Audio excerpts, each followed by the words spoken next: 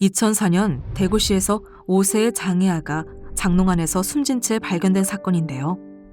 발견 당시 아이는 심하게 굶주린 상태로 몸무게가 또래 어린이의 3분의 1 수준인 5kg에 불과했다고 합니다. 보증금 100만 원, 월세 25만 원짜리 셋방에는 냉장고가 있었지만 그 안에는 감기용 물약 외에는 아무것도 없었다고 합니다. 이런 안타까운 사건을 통해 위기 상황에 처한 저소득층에 대한 신속 지원 필요성이 대두되었고 2005년 12월 23일 긴급복지지원법이 제정되어 2006년 3월 24일부터 시행되고 있습니다.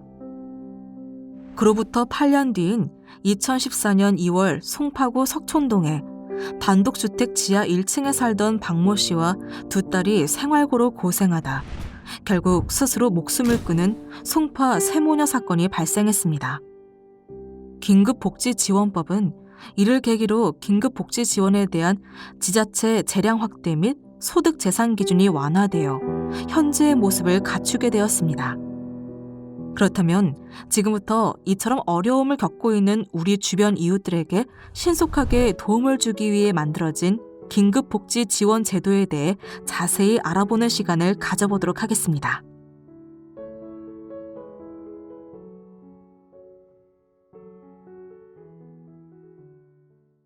먼저 긴급복지지원제도의 목적과 기본 원칙을 알아보도록 하겠습니다. 긴급복지지원제도란 무엇일까요? 긴급복지지원제도란 저소득 위기가구를 대상으로 위기 사유에 따라 생계, 주거, 의료비 등을 일시적으로 신속하게 지원하는 제도로 빈곤계층으로의 추락을 방지하기 위한 목적을 갖고 있습니다. 다음으로는 긴급복지지원제도의 기본 원칙 3가지를 살펴보겠습니다. 첫 번째 기본 원칙은 선지원 후조사 원칙입니다. 긴급지원 담당 공무원이 현장 확인을 한 후 포괄적으로 지원 필요성을 판단합니다. 접수 후 3일 이내에 우선 지원하고 추후 소득, 재산 등을 조사하여 지원의 적정성을 심사합니다. 두 번째 기본 원칙은 단기 지원 원칙입니다. 긴급복지지원제도는 위기 상황에 처한 가구에 일시적으로 신속하게 지원하는 것으로 생계, 주거, 시설 이용, 연료비 지원은 1개월, 의료, 교육 지원은 1회가 원칙입니다. 생계, 주거, 시설 이용, 연료비 지원의 경우에는 시, 군, 구청장의 결정으로 2개월 추가 지원도 가능합니다.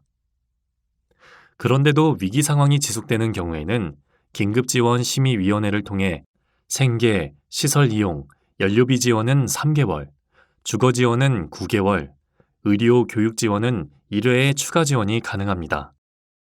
또한 지원이 종료된 때로부터 2년 이내에는 동일한 위기 사유로 다시 지원할 수 없으며 다른 위기 사유가 있더라도 종전의 위기 사유로 인한 긴급 지원이 종료된 때로부터 3개월 이내에는 지원이 불가능합니다. 긴급복지지원제도의 세 번째 원칙은 타법률 지원 우선의 원칙입니다. 이것은 다른 법률에 따라 동일한 내용의 구호, 보호 또는 지원을 받고 있는 경우에는 긴급 지원을 하지 않는다는 것을 의미하는데요. 이런 원칙이 적용되는 다른 법률에는 재해구호법, 국민기초생활보장법, 의료급여법, 사회복지사업법, 가정폭력 방지 및 피해자 보호 등에 관한 법률, 성폭력 방지 및 피해자 보호 등에 관한 법률 등이 있습니다. 그렇기 때문에 지원 요청 등을 받은 긴급지원 담당 공무원은 다른 법률 지원의 대상이 되는 것이 적합하다고 판단된다면 해당 지원에 연계하도록 합니다. 이런 경우 긴급지원 신청자의 위기 상황을 고려하여 다른 법률에 의한 지원 결정이 완료되기 전까지 우선적으로 긴급지원을 할 수 있습니다.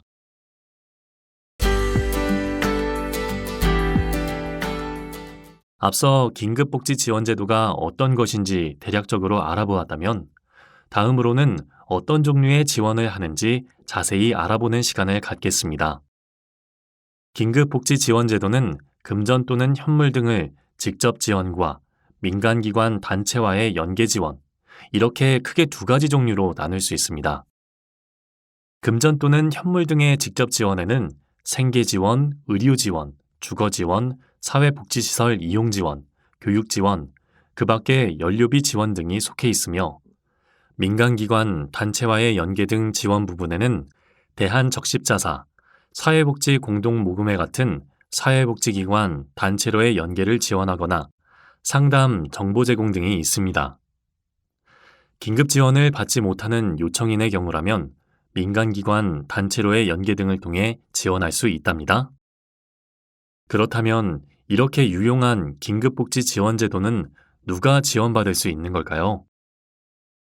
긴급복지 지원제도의 지원 대상은 위기사유 발생으로 생계유지가 곤란한 저소득층으로 지원 대상으로 인정된다면 긴급 생계비 등을 일시적으로 신속하게 지원할 수 있습니다. 첫 번째로 어떤 상황을 위기사유로 분류할 수 있을지 알아보겠습니다. 주소득자의 사망, 가출, 행방불명, 구금시설의 수용 등으로 소득을 상실한 경우, 중한 질병 또는 부상을 당한 경우, 가구 구성원으로부터 방임 또는 유기되거나 학대 등을 당한 경우, 가정폭력 또는 성폭력을 당한 경우, 화재 또는 자연재해 등으로 인하여 거주하는 주택 또는 건물에서 생활하기 곤란한 경우, 주소득자 또는 부소득자의 휴업, 폐업 또는 사업장의 화재 등으로 인하여 실질적인 영업이 곤란하게 된 경우, 주소득자 또는 부소득자의 실직으로 소득을 상실한 경우 같은 상황들이 위기사유에 해당되며 이런 경우 선지원 후조사 원칙에 따라 긴급복지 지원을 받을 수 있습니다. 또한 가구원, 간호, 간병, 양육으로 인한 소득활동 미미, 기초수급 중지, 미결정, 수도, 가스 중단, 사회보험료, 주택임차료 체납 등 보건복지 불형에 따라 지자체 조례로 정한 사유가 발생한 경우도 위기사유로 인정됩니다. 그 밖에도 보건복지부 장관이 정하여 고시하는 경우에도 긴급복지 지원을 받을 수 있는데요. 주소득자와의 이혼, 단전된 때 교정시설 출소자 생계곤란, 가족으로부터 방임, 유기 또는 생계곤란 등으로 노숙을 하는 경우, 사각지대 발굴, 통합사례관리 대상자 또는 자살 고위험군으로서 관련 부서로부터 생계가 어렵다고 추천을 받은 경우가 있습니다. 또한 코로나 바이러스 감염증 19로 인하여 주소득자 또는 부소득자, 무급휴직 등으로 소득을 상실한 경우, 자영업자인 주소득자 또는 부소득자의 소득이 급격히 감소한 경우, 특수형태 근로종사자 또는 프리랜서인 주소득자 또는 부소득자의 소득이 급격히 감소한 경우가 있습니다. 다음으로는 긴급복지지원제도의 소득 재산 기준을 알아보겠습니다. 소득의 경우 기준 중위소득 75% 이하로 가구 규모별로 그 기준이 다릅니다. 화면의 내용을 통해 가구별 정확한 금액을 확인할 수 있습니다. 8인 이상 가구의 경우 1인이 증가할 때마다 65만 1,446원씩 증가하며 8인 가구의 기준 중위소득의 75% 금액은 627만 4,345원입니다. 재산의 경우에는 대도시 1억 8,800만 원, 중소도시 1억 1,800만 원, 농어촌 1억 100만 원 이하이며 금융재산은 500만 원 이하, 주거지원의 경우에는 700만 원 이하라면 긴급복지 지원제도를 이용할 수 있습니다. 이와 같은 기준들을 충족하는지에 대한 판단은 선지원 후조사 원칙에 따라 지원 후 사후조사, 적정성 심사 과정에서 이루어지게 됩니다. 다음으로는 긴급복지지원제도에 보건복지부, 지방자치단체, 민간기관 등이 긴밀한 협력체계를 이루고 있는 각각의 역할과 기능에 대해 차례대로 살펴보겠습니다. 먼저 보건복지부는 긴급지원 정책개발, 사업지침 마련, 교육 및 홍보, 사업 모니터링을 담당하고 보건복지부는 긴급지원 담당기구로서 보건복지 상담센터를 두고 있는데요. 이곳에서는 365일 24시간 상담팀을 운영하고 있으며 지원 요청 또는 신고를 받게 되면 해당 시, 군, 구에 연계하도록 하며 이 경우 시, 군, 구에서는 연계건의 처리 과정과 지원 현황 정보를 상담센터에 통보해야 합니다. 다음으로 시, 군, 구는 긴급지원제도의 중추적인 역할을 담당하고 있는데요. 크게 두 가지, 시장, 군수, 구청장과 소속 긴급지원심의위원회로 역할이 나눠집니다. 시장, 군수, 구청장은 긴급지원기관으로서 시, 군, 구의 소속 공무원을 긴급지원 담당 공무원으로 지정하고 지원 요청하며 신고를 접수하고 현장 확인 및 긴급지원을 실시합니다. 또한 이후 사후조사를 실시하고 계속 지원이 필요한 자에 한하여 2개월의 범위 내에서 지원 연장을 결정하는 역할을 합니다. 시, 군, 구에 설치되어 있는 또 다른 기관인 긴급지원심의위원회는 긴급지원의 주요 사항을 심의 의결하는 역할을 합니다.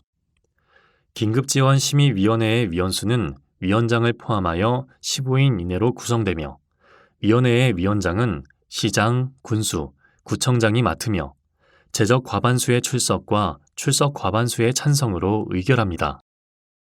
다음으로는 시도의 역할에 대해 알아보겠습니다. 긴급지원기관 조정과 이의 신청에 대한 결정 권한을 갖고 있는데요. 시장, 군수, 구청장으로부터 긴급지원기관의 조정을 요청받은 시도지사는 관할 시, 군, 구의 예산 확보 현황, 긴급지원 사업 실적 등을 고려하여 지체 없이 새로운 긴급지원기관의 지정 여부를 결정합니다. 또한 긴급지원 대상자가 지원 결정, 지원 중단 또는 비용 반환 명령에 불복하여 이의 신청을 할 경우 시도지사는 시장, 군수, 구청장으로부터 송부받은 날부터 15일 이내 이를 검토하여 처분이 위법 부당하다고 인정된다면 시정 및 기타 필요한 조치를 취하여야 합니다. 마지막으로 의사, 의료기관 종사자, 교사, 사회복지시설 종사자, 공무원 등으로 구성되는 민간협력체계가 긴급복지지원제도에서 어떤 역할을 하는지 알아보겠습니다. 이들은 긴급지원 대상자 신고 및 지역사회보장협의체 등 민간자원을 연계하는 역할을 하고 있으며 이는 실질적으로 굉장히 중요한 부분이라고 할 수 있습니다.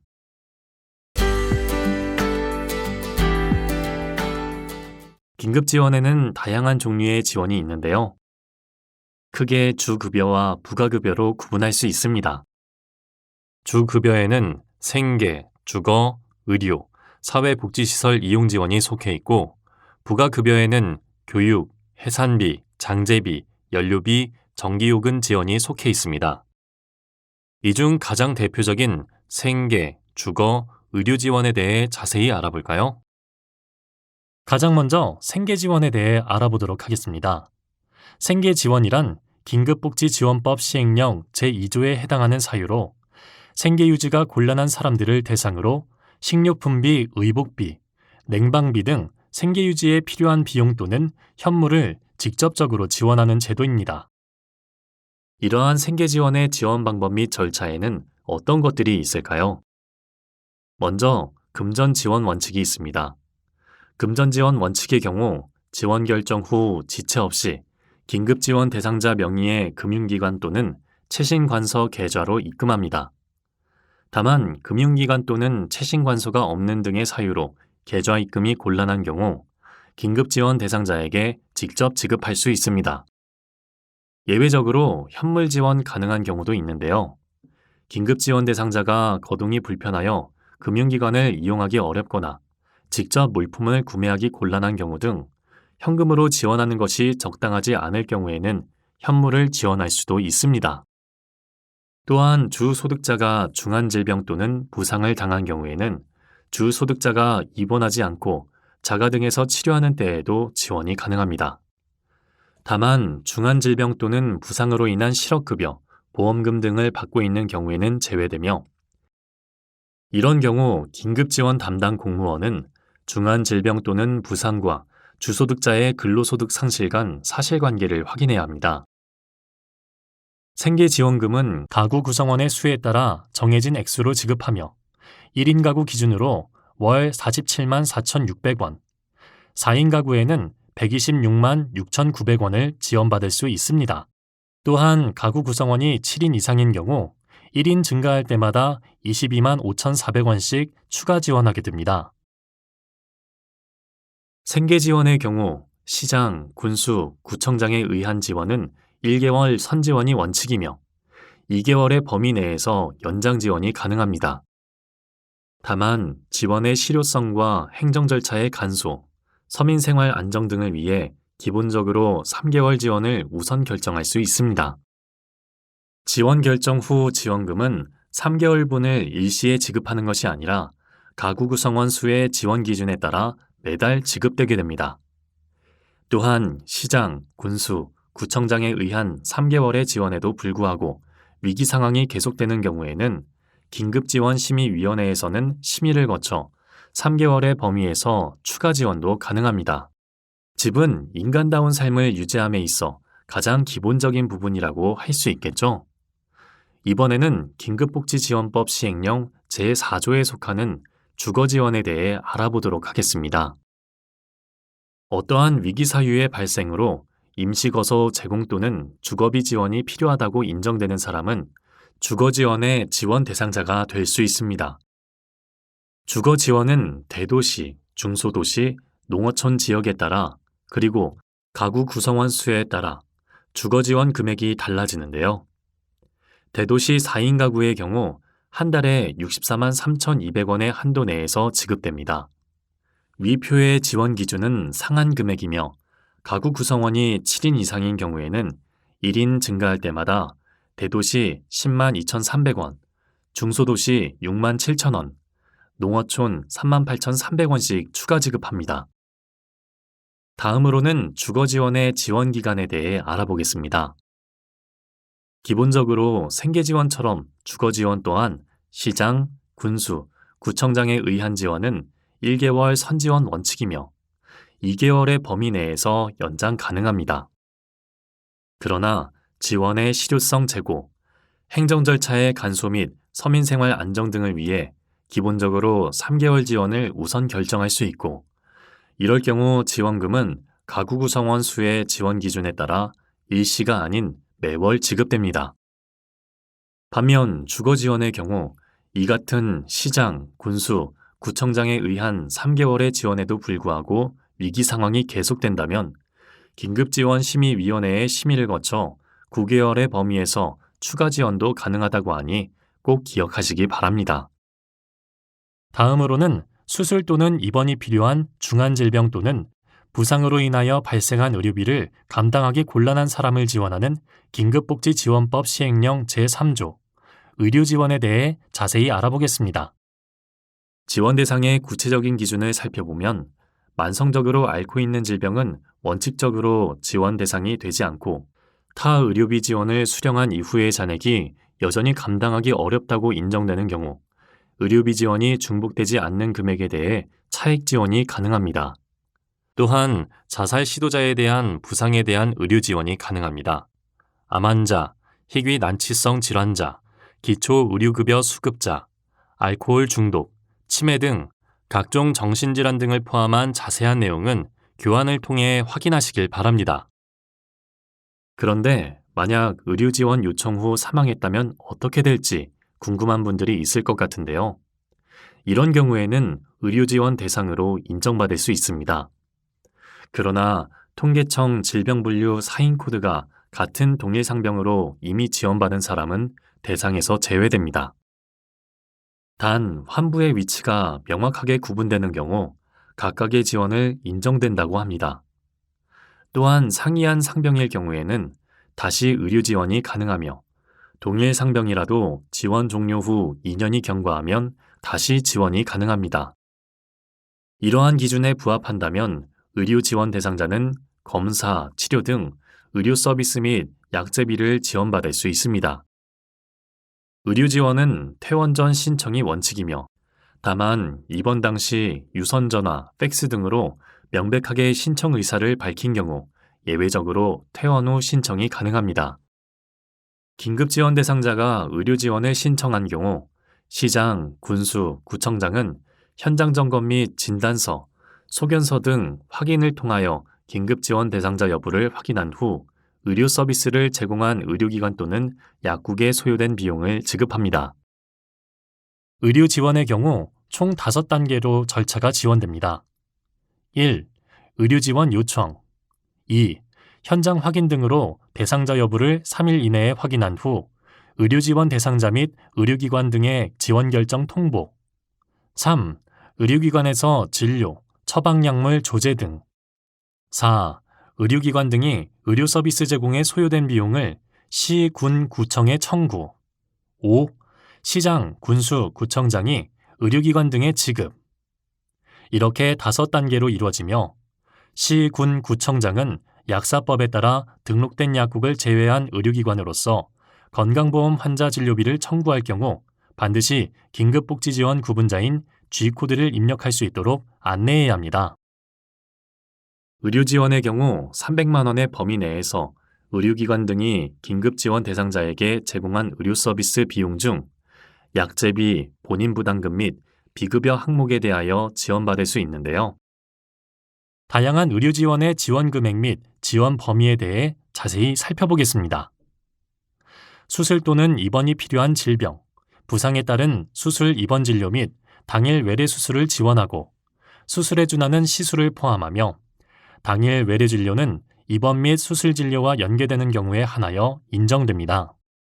간병비, 의료기구 구입비, 재증명료, 보호자 식대, 비급여 입원료, 비급여 식대는 의료지원 항목에 포함되지 않습니다. 의료지원을 받기 위해서는 지원이 결정된 질병에 대한 입원에서 퇴원까지 검사, 치료에 소요된 비용을 지원하되 퇴원 전에 긴급 의료지원을 요청해야 합니다. 또한 예를 들어 중한 부상으로 정형외과로 입원한 자가 치료가 종료되어 재활과로 옮긴 경우처럼 지원 대상자가 본래 진료과에서 긴급한 치료가 종료되어 진료과를 옮긴 경우에는 지원이 종료됩니다. 지원 요청 후 입원한 의료기관을 변경했을 때는 의사, 수술 장비가 없는 경우 등 치료의 목적상 불가피하게 옮긴 경우에 한해 전 의료기관에서 관련 증빙을 제출 후 지원이 가능합니다. 의료지원은 요양급여 본인부담금을 우선 지원하며 지원 금액이 10만 원 미만의 소액인 경우 지원하지 않습니다. 지원 요청자 중 사보험 가입자의 경우에는 시장, 군수, 구청장은 해당 보험사로부터 수령 또는 수령할 보험 금액을 차감하여 지급됩니다. 이러한 의료 지원은 1회 지원이 원칙이며 1회 지원 후에도 위기 상황이 계속되는 경우에는 긴급지원심의위원회의 심의를 거쳐 1회 추가 지원할 수 있습니다. 또한 퇴원 전에 연장 여부를 결정하여야 하지만 부득이한 사정으로 퇴원이 임박하여 연장 요청을 하는 경우 퇴원 후에 심의가 가능합니다. 지금까지 알아본 긴급복지 지원들이 실제로 어떻게 적용되고 지원되는지 2가지 실제 사례를 통해 살펴보겠습니다.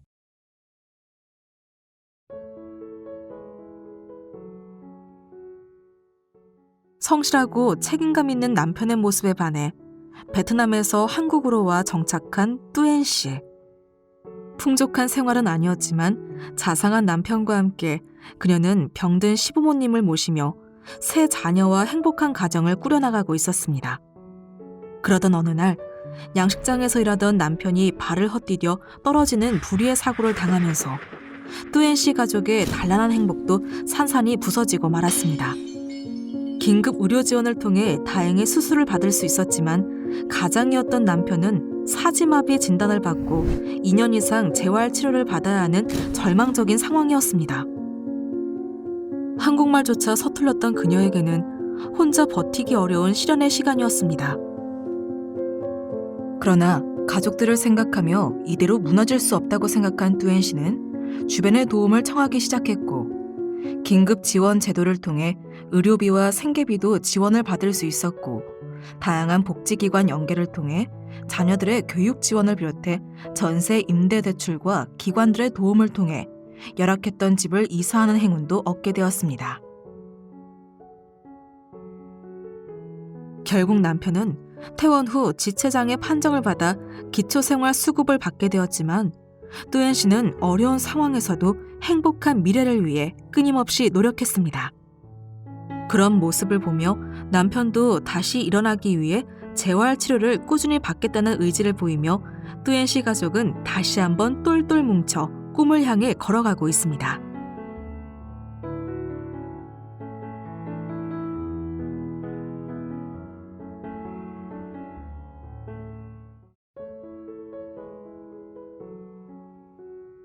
김보성 씨는 가구 공장에서 일을 하며 아내와 지적장애 1급 아들을 돌보는 행복한 가장이었습니다.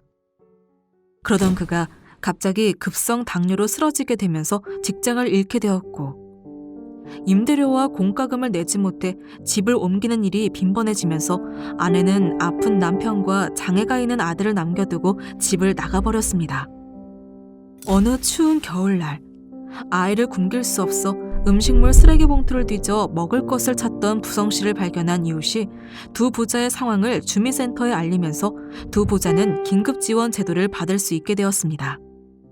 결국 며칠 만에 병원으로 응급 후송된 부성 씨는 건강을 회복한 뒤 아이와 함께 살 수 있게 지속적인 도움을 주겠다는 다짐을 받은 후 입원 치료를 시작하였고, 아이는 장애인 단기 쉼터에서 잠시 돌봄을 받게 되었습니다. 당뇨 합병증 외에 녹내장과 결핵 진단으로 많은 의료비가 필요했던 부성 씨는 수술비, 의료비, 간병비를 비롯해 자녀의 시설 이용료까지 지원받을 수 있었습니다. 또한 퇴원을 한 뒤 시민들의 성금을 통해 생활 가전과 가구까지 지원을 받아 아이와 안정적인 생활을 할 수 있게 되었습니다. 도움을 청할 수조차 없이 힘겨운 상황에 있던 그에게 따뜻한 관심을 보여준 이웃들로 인해 부성 씨는 그토록 원하던 아이와 함께 행복한 가족을 지켜낼 수 있었습니다. 정말 어려운 상황에 처해 있었지만 긴급 의료 지원과 생계비 지원 등을 통해 갑작스런 위기 상황에서 헤쳐나올 수 있었던 뚜웬 씨와 부성 씨. 이처럼 긴급 복지 지원의 다양한 지원들은 개별적 지원으로 끝나는 것이 아닌 서로 다른 지원들이 종합적으로 연관되어 있습니다. 그렇다면 다음으로는 긴급 복지 지원의 다른 지원들에는 무엇이 있는지 살펴보도록 할까요? 아무래도 생계곤란을 겪는 취약계층을 긴급히 지원하는 제도의 특성상 사회복지시설 이용이 필요한 경우가 많이 있는데요. 가족 구성원으로부터 방임당하여 공동생활시설 이용료가 발생한 경우 같은 경우가 대표적인 지원 예시라고 할 수 있습니다. 이러한 상황들을 지원하기 위해 긴급복지지원제도는 사회복지시설 이용 지원을 통해 위기 사유의 발생으로 사회복지시설에서 제공하는 서비스가 필요하다고 인정되는 사람을 대상으로 시설 이용 실비를 지원하고 있습니다. 사회복지시설 이용의 지원 상한액은 1인 가구 53만 5,900원, 4인 가구 145만 500원으로 가구원 수에 따라 서로 상이합니다. 또한 사회복지시설 이용은 1개월 지원이 원칙이지만 최대 6개월까지 지원이 가능합니다. 이미 긴급복지 지원을 받고 있지만 다른 기타 지원들이 필요한 상황에는 어떻게 지원이 가능할까요? 바로 기타 지원을 통해서 가능한데요.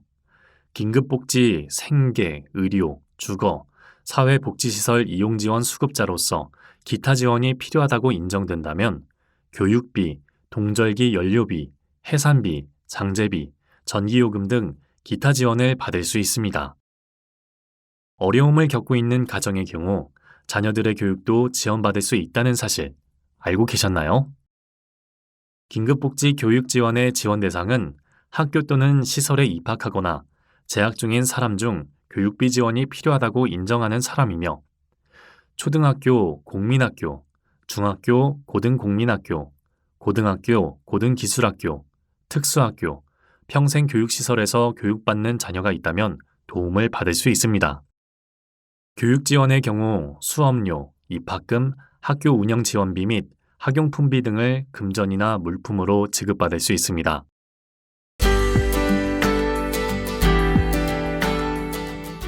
지금까지 도입 배경부터 지원 체계, 지원 종류까지 긴급복지 지원제도의 전반적인 주요 내용을 살펴보았는데요.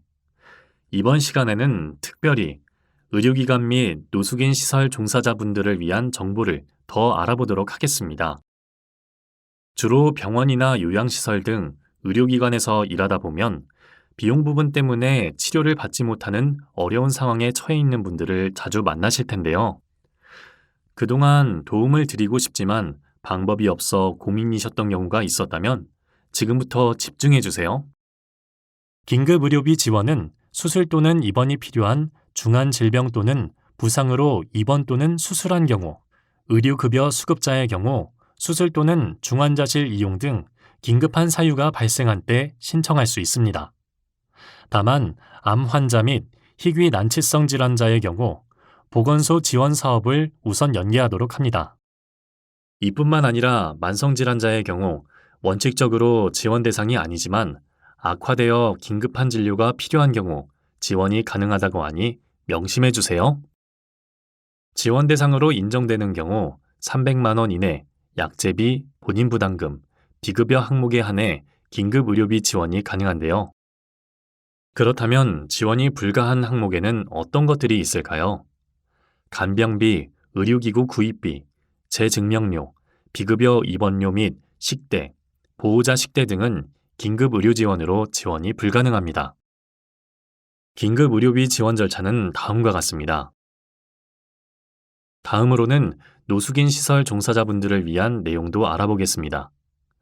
가족으로부터 방임, 유기 또는 생계유지 곤란 등으로 노숙한 지 6개월 미만인 노숙인의 경우 긴급복지 지원을 지원받을 수 있습니다. 신청한 노숙인 시설 및 노숙인 종합지원센터에서 주거지원 등에 대한 임시거주지 마련 및 사후관리 협조가 이루어져야 합니다.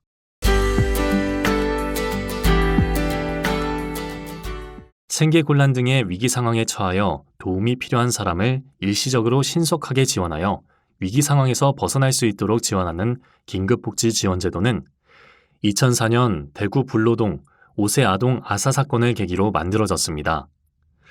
이후 2014년 송파 새 모녀 사건으로 긴급복지 지원에 대한 지자체 재량 확대 및 소득재산 기준 완화하는 등의 변화를 거쳐 지금의 모습으로 바뀌었는데요. 그러나 이러한 복지 사각지대 해소 노력에도 불구하고 2018년 4월 비극적인 증평 모녀 사건이 발생하면서 위기가구를 적극 발굴하여 복지 사각지대의 예방에 대한 필요가 높아졌고 긴급복지지원법 개정을 통해 긴급복지 신고 의무자 범위 확대 및 신고 의무자, 신고 의무 교육을 진행하고 있습니다. 이렇게 만들어진 긴급복지 신고 의무자 제도는 긴급지원 신고 의무자의 신고 의무 교육을 통해 위기가구를 적극 발굴하고 복지 사각지대를 예방하기 위한 목적을 갖고 있습니다. 긴급복지지원법 제7조에 의거해 신고 의무 교육을 받도록 되어 있는 신고 의무자에는 공무원을 비롯해 의료기관의 종사자, 사회복지시설의 종사자, 장애인 활동 지원에 관한 법률 제20조에 따른 장애인 활동 지원 기관의 장 및 종사자와 활동 지원 인력이 속해 있습니다. 또한 교원, 직원, 산학 겸임교사, 강사를 비롯해 학원의 설립 운영 및 과외 교습에 관한 법률 제6조에 따른 학원의 운영자, 강사, 직원, 교습소의 교습자, 직원도 포함됩니다. 각종 법령에 따라 건강가정지원센터, 평생교육기관의 장과 그 종사자, 청소년 시설 및 청소년 단체, 청소년 보호 재활센터의 장과 그 종사자도 포함되어 있습니다. 그 밖에 긴급지원 대상자를 발견할 수 있는 자로서 보건복지부령으로 정하는 자도 의무적으로 교육을 받아야 하는데요. 이장 및 통장을 비롯해 동리의 새마을 지도자 및 부녀회장이 포함되며 별정우체국법에 따라 별정우체국의 직원도 교육 대상이 됩니다. 긴급복지 신고 의무자 교육은 긴급복지지원법 시행규칙 제2조의 3, 제3항에 의거해 매년 1시간 이상 이수해야 하는데요. 자격취득이나 보수교육 과정에 긴급지원 신고 의무 교육을 매년 1시간 이상 포함하여 실시하고 있으며 긴급지원 신고 의무자가 소속된 기관, 시설 등의 장은 긴급복지 신고 의무 교육을 매년 1시간 이상 실시해야 합니다. 그렇다면 긴급복지 신고 의무자 교육에서는 어떤 내용을 배울 수 있을까요? 긴급복지지원법 시행규칙 제2조의 3, 제1항에 따라 긴급지원 대상자 신고 의무에 관한 법령, 발견 시 신고 방법, 보호 절차, 이 세 가지의 사항이 포함되어 있습니다. 긴급복지 신고 의무자 교육은 보통 집합교육이나 인터넷 강의 등의 방법으로 실시되고 있으니 잊지 말고 꼭 챙겨주세요. 또한 긴급복지 신고 의무자가 소속된 기관, 시설 등의 장에게는 소속 긴급복지 신고 의무자에 대한 신고 의무 교육을 실시할 의무가 있습니다. 또한 실시 결과를 다음해 1월까지 안내받은 소속 시군구 관할 부서에 제출해야 합니다. 그 후 지자체 중앙행정기관은 3월까지 보건복지부로 실시 결과를 제출해 교육 이수 여부를 확인하고 있습니다.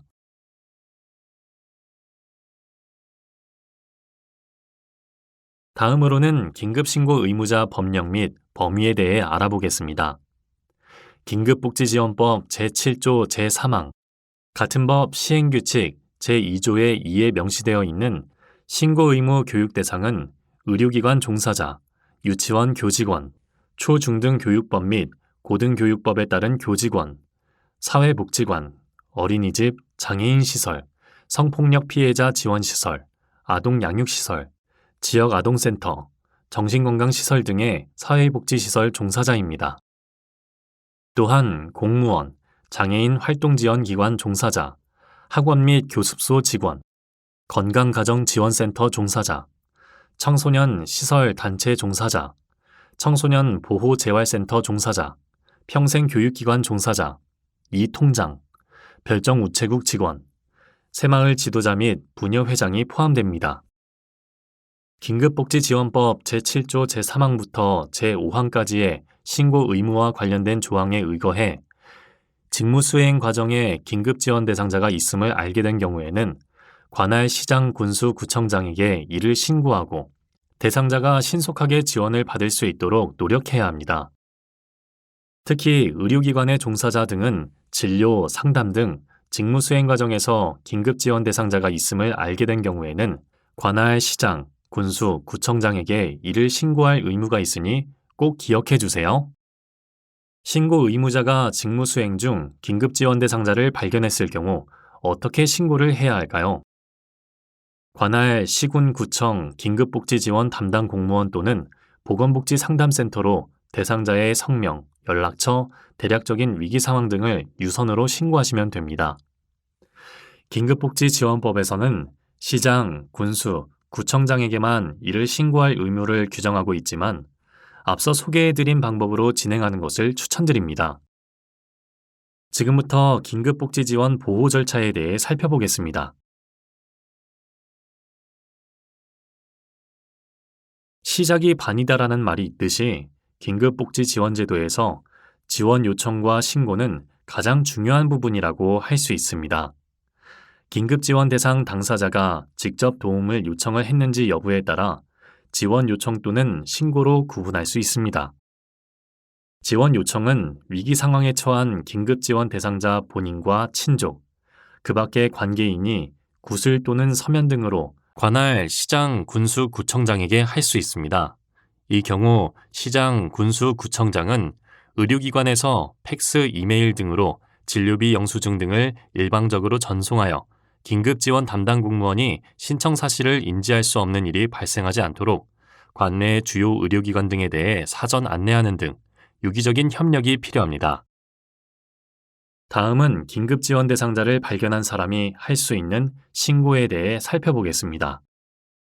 진료, 상담 등 직무 수행 과정에서 긴급지원 대상자가 있음을 알게 된 사람은 의무적으로 신고를 해야 하는데요.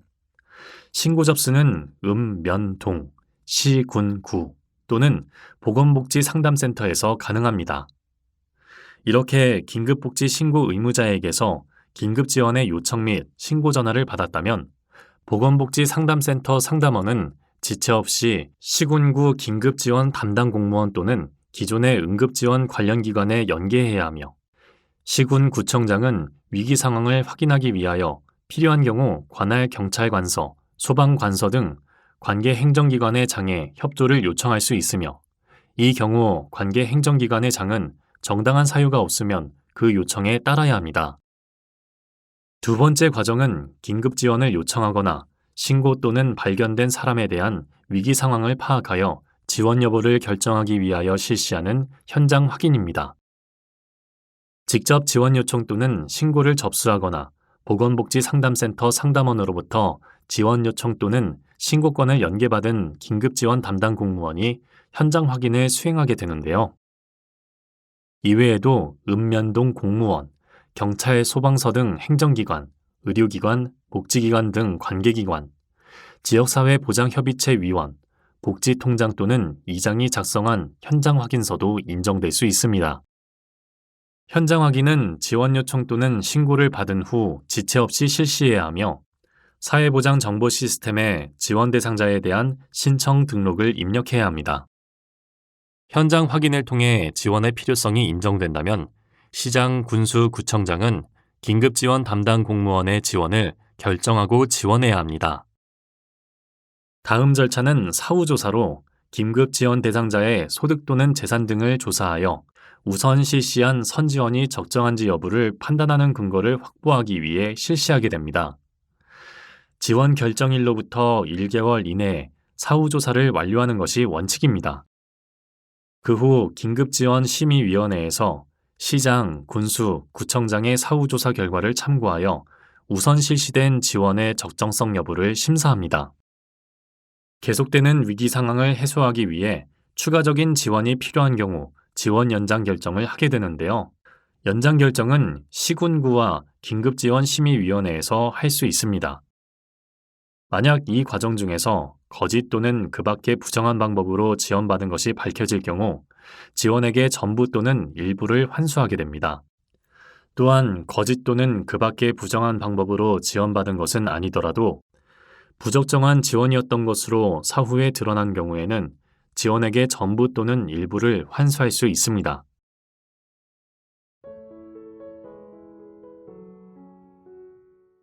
이정수 씨는 사실혼 배우자와 암투병을 하고 있는 장모님과 아들 한 명과 함께 모텔에서 5년째 살고 있었습니다. 사업 실패 후 일자리를 잃고 수입도 일정치 않아 월세가 10개월가량 밀려있던 상황.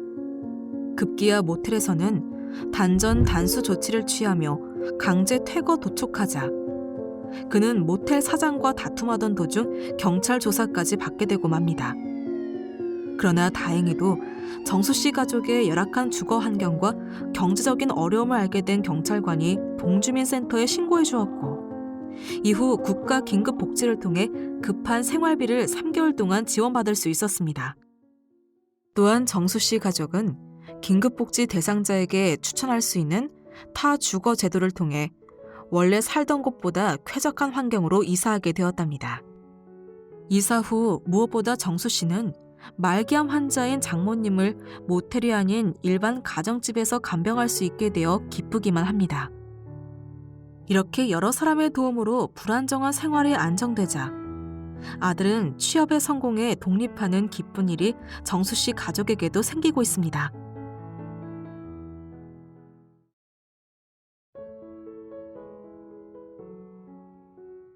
인적사항 파악 및 병원비 지원 검토를 요청하는 112의 신고 전화로 발견된 자살 시도자 김빛나 씨.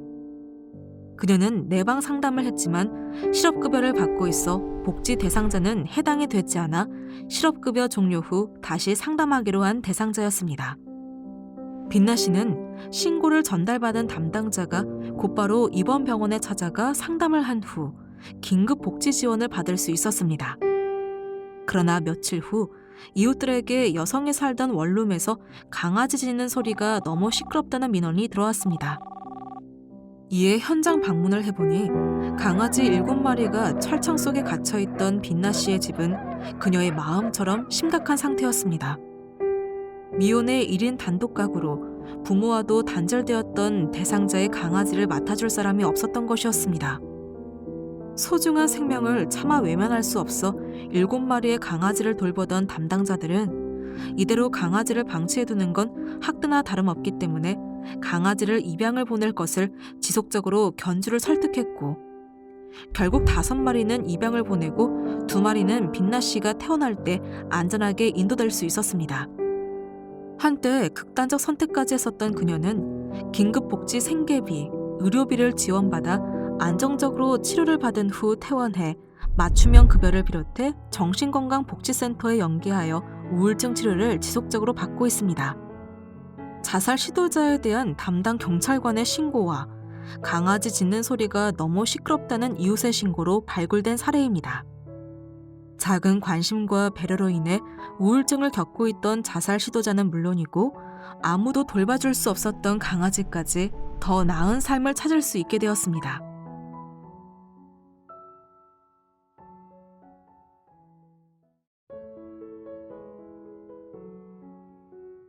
보건복지상담센터 129 콜센터에 걸려온 한 어머니의 절박한 전화 한 통. 더 이상 주변에 도움을 청할 형편이 안 돼요. 아이들을 양육하고 자폐와 심한 장애를 앓고 있는 둘째를 치료하기가 너무 버겁고 힘들어요. 남편과 함께 착실히 두 아이를 기르며 평범한 가정을 꾸리고 있던 임성애 씨. 개인 사업을 하던 남편이 사기를 당하면서 갑자기 문을 닫게 되었고 그 이후 엄청난 빚더미에 앉게 되고 맙니다. 도무지 나아질 것 같지 않은 상황에 절망하던 그녀는 동반 자살 방법을 검색하다 우연히 129 콜센터를 발견해 지푸라기라도 잡는 심정으로 도움을 청하게 된 것입니다.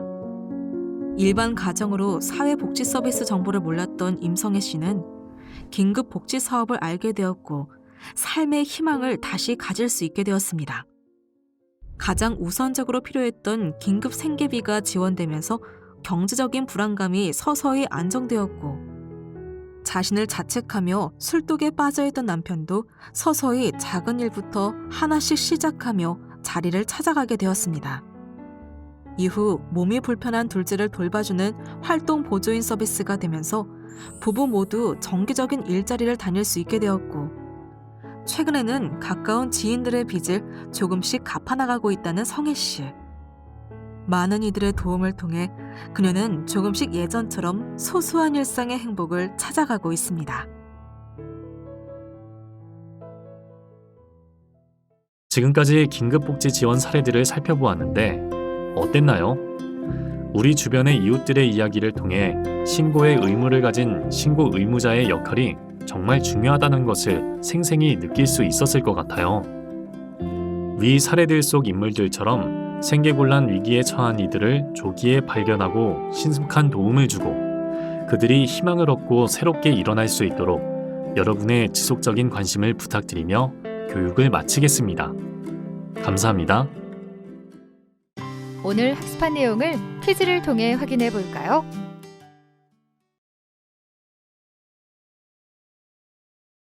다음 중 긴급복지지원법에서 정한 위기 상황으로 인정하는 사유가 아닌 것은 무엇인가요? 1. 주 소득자가 구금시설에 수용되어 소득을 상실한 경우. 2. 가정폭력을 당하여 가구 구성원과 함께 원만한 가정생활을 하기 곤란한 경우. 3. 주 소득자 또는 부소득자의 실직으로 소득을 상실한 경우. 4. 교정시설에서 출소한 자가 생계가 곤란한 경우.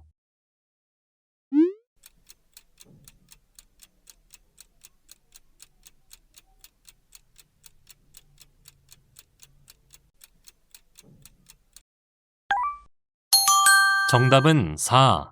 교정시설에서 출소한 자가 생계가 곤란한 경우입니다. 교정시설에서 출소한 자가 생계가 곤란한 경우는 긴급복지지원법이 아니라 위기 상황으로 인정하는 사유고시에서 정하고 있는 사유입니다. 다음 중 긴급복지지원의 주급여가 아닌 것은 무엇인가요? 1. 생계지원 2. 의료지원 3. 교육지원 4. 사회복지시설 이용지원.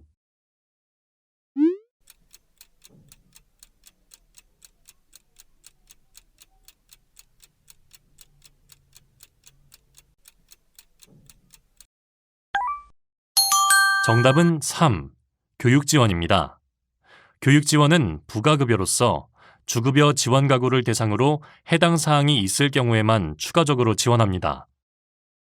긴급복지 신고 의무자가 위기 상황에 처한 대상자를 발견하였을 때 취할 수 있는 가장 적극적인 조치 방법은 무엇인가요?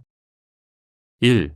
대상자를 발견하였다면 최대한 빨리 시군구 사회복지부서에 알린다. 2. 얼마나 어려울지 걱정하고 공감해주면 된다. 3. 모르는 사람이기 때문에 간섭하지 않는다. 4. 개인정보 보호를 위해서 본인만 알고 있는다.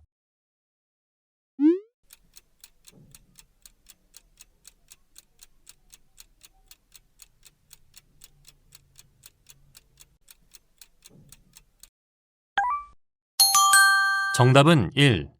대상자를 발견하였다면 최대한 빨리 시군구 사회복지부서에 알린다입니다. 긴급복지 신고 의무자가 위기 상황에 처한 대상자를 발견하였을 때 취할 수 있는 가장 적극적인 조치 방법은 대상자를 발견하였을 때 최대한 빨리 시군구 사회복지부서에 알리는 것입니다. 다음 중 긴급복지지원법에서 정하고 있는 긴급복지 신고 의무자는 누구인가요? 1. 공무원 시험 준비 중인 취업준비생. 2. 경로당에 놀러온 어르신. 3. 대기업 근무 중인 회사원. 4. 의료기관에 근무하는 의료인.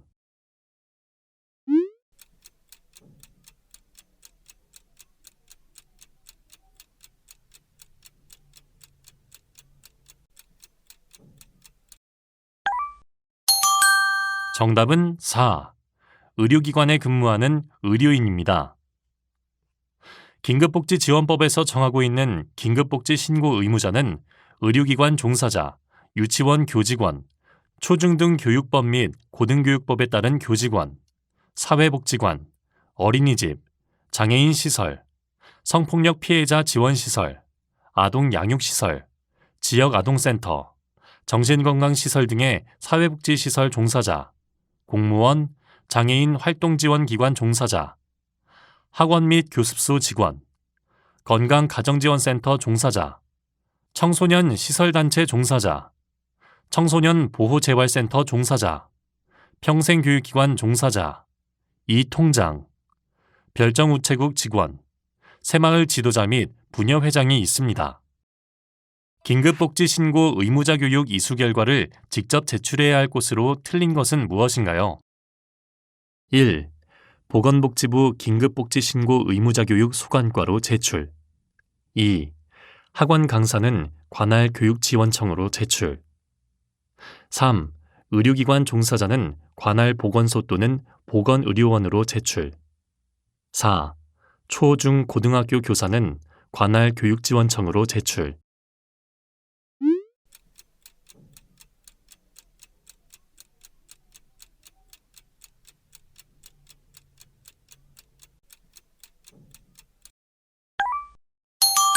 정답은 1. 보건복지부 긴급복지신고 의무자교육 소관과로 제출입니다. 보건복지부 긴급복지소관과는 각 교육 대상자별 취합기관에서 결과를 취합하여 제출하는 최종 제출처입니다. 긴급지원제도의 4대 원칙이 아닌 것은 무엇인가요? 1. 선지원 후조사의 원칙. 2. 장기지원의 원칙. 3. 가구단위 지원의 원칙. 4. 타법률 우선의 원칙.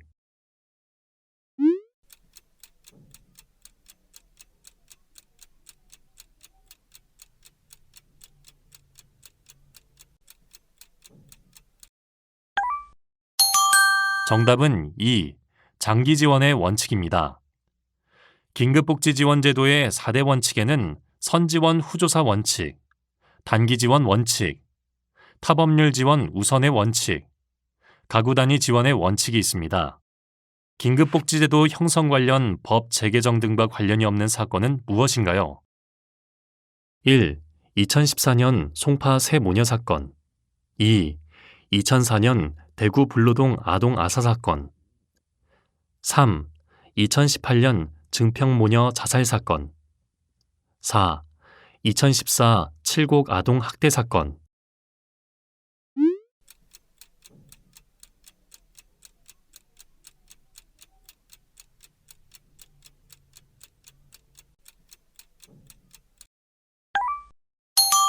정답은 4. 2014년 칠곡 아동학대 사건입니다. 긴급복지제도 형성 관련 법 재개정 등과 관련이 있는 사건은 2014년 송파 새모녀 사건, 2004년 대구 불로동 아동 아사 사건, 2018년 증평모녀 자살 사건이 있습니다. 긴급복지 신고 의무자 교육 내용이 아닌 것은 무엇인가요? 1. 긴급지원 대상자 발견 시 신고 방법. 2. 긴급지원 대상자 보호 절차. 3. 긴급지원 대상자 신고 의무에 관한 법령. 4. 긴급지원 대상자 발견에 따른 보상금.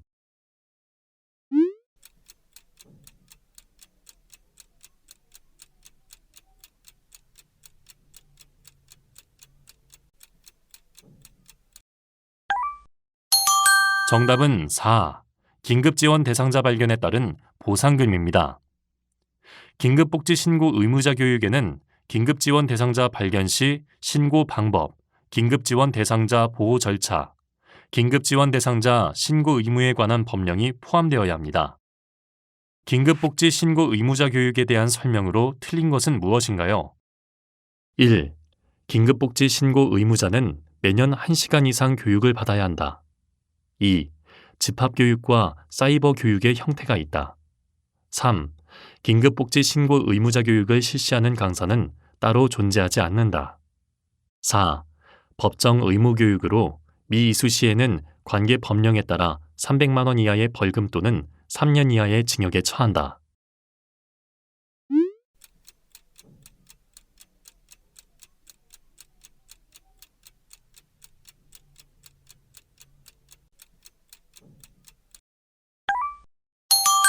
정답은 4.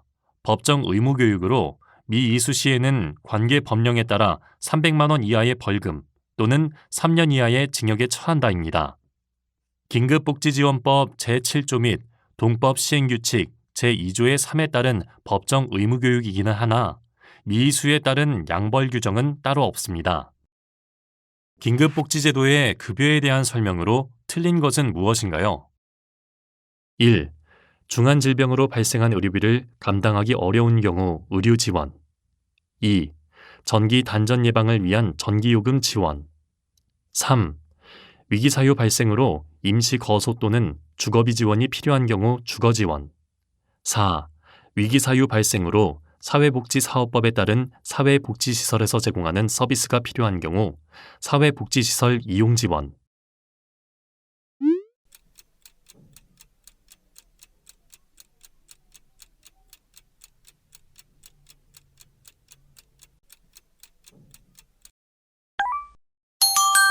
정답은 2.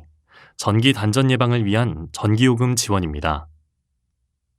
긴급지원 주급여 대상 가구의 전기가 단전된 경우에 지원이 가능합니다.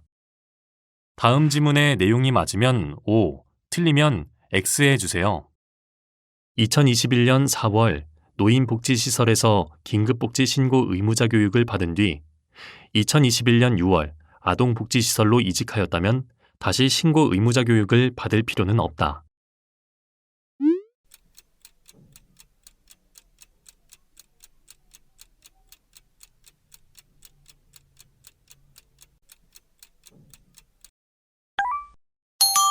정답은 5. 2021년 4월 노인복지시설에서 긴급복지 신고 의무자 교육을 받은 뒤 2021년 6월 아동복지시설로 이직하였다면 다시 신고 의무자 교육을 받을 필요는 없습니다.